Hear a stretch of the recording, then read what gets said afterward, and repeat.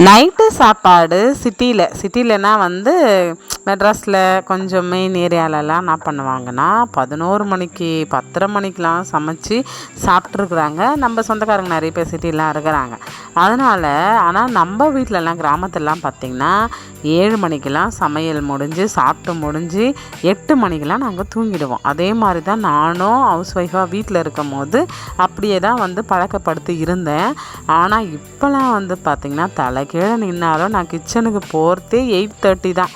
நம்ம வீடும் வந்து 9 o'clock இருக்கும். நானும் வந்து சீக்கிரமாக செஞ்சுடுவேன். சீக்கிரமானால் ரொம்ப குயிக்காக பசிக்குது என்ன பண்ணுறதுன்னு பிளான் இல்லாமல் உட்காந்துருப்பேன். குறிப்பாக இந்த சாட்டர்டே சண்டே கொஞ்சம் பிஸியாக வீட்டு வேலையை கொஞ்சம் சரியாக செய்யாமல் மாவுலாம் அரைச்சி வச்சுக்காமல் இருந்தால் அந்த 5 நாளுமே கஷ்டம்னா வந்து சப்பாத்தி, பூரி, அதுக்கப்புறம் சேமியா உப்புமா, ராகி, ரவை அது எல்லாமே செய்யணும் நைட்டில். அதனால் வந்து மாவு இருந்தால் இட்லி ஊற்றினோமா, காலையில் குழம்பு சூடு பண்ணோமா, சட்னி அரைச்சோமான்னு இருக்கும். ஆனால் மாவு இல்லாதனால இவ்வளோ ஸ்ட்ரகிள். எங்கள் அத்தை வந்து காலையில் நாங்கள் ஸ்கூல் போகும்போதே யாராவது வந்தது, அதனால் 2 வீட்டுக்குமே வாங்கி க்ளீன் பண்ணி வச்சுருந்தாங்க. நான் வந்து எடுத்து நாளைக்கு செஞ்சு கொடுக்குறேன். நான் இல்லை நீ இப்போவே செய், நாளைக்கெலாம் நான் நான்வெஜ்லாம் எடுத்துன்னு போக மாட்டேன் ஸ்கூலுக்கு அப்படின்னு சொல்லிட்டாரு.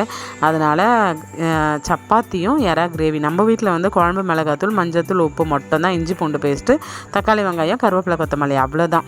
மற்றபடி இந்த மசாலாஸ்லாம் வந்து நம்மளுக்கு செட் ஆகிறதில்ல, போடுறதும் கிடையாது, டேஸ்ட்டு மாறிடும். கடைசியாக கொத்தமல்லி போட்டு இறக்கியாச்சு. நைட்டில் வந்து ராப்பிச்சக்கார மாதிரி சாப்பிட்ணுமா அரை வயிறா.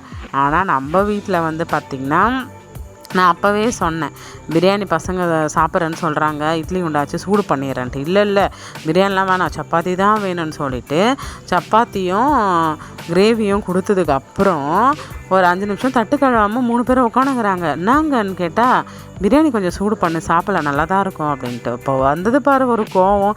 இருந்தாலும் கோவத்தை கண்ட்ரோல் பண்ணிக்கின்னு குழந்தைங்களுக்காக சரி ஆசைப்பட்டு கேட்குறாங்களே அப்படின்னு சொல்லிட்டு சூடு பண்ணி கொடுத்து அதையுமே திருப்தியாக சாப்பிட்டாங்க. இன்னும் பால் வேறு இருக்குது, பசும்பால் வந்து அதை காய்ச்சி கொடுக்கணும். சரி காலையில் கொடுத்துக்கலான்ட்டு எடுத்து ஃப்ரிட்ஜில் வச்சுட்டேன். நைட்டில் வந்து வேலையெல்லாம் முடிச்சுட்டு வரும்போது யாருன்னா சமைச்சு வச்சுருந்தா அட்டகாசமாக இருக்கும். ஆனால் வந்து அத்தை என்றைக்குனா ஒரு நாள் சமைப்பாங்க. நம்ம எதிர்பாராத ரொம்ப டயர்டாக வரும்போது கண்டிப்பாக செஞ்சு வச்சுருப்பாங்க. இன்றைக்கி நான் தான் செஞ்சேன் சப்பாத்தி. ஆனால் கொஞ்சம் பரவாயில்ல, எனக்கே ரொம்ப ப்ரௌடாக இருக்கும். பரவாயில்லையே நம்ம சீக்கிரமாக செஞ்சிட்டோமே அப்படின்னு சொல்லிட்டு இந்த பூனை தொல்லை வேறு. Thank you, good night friend.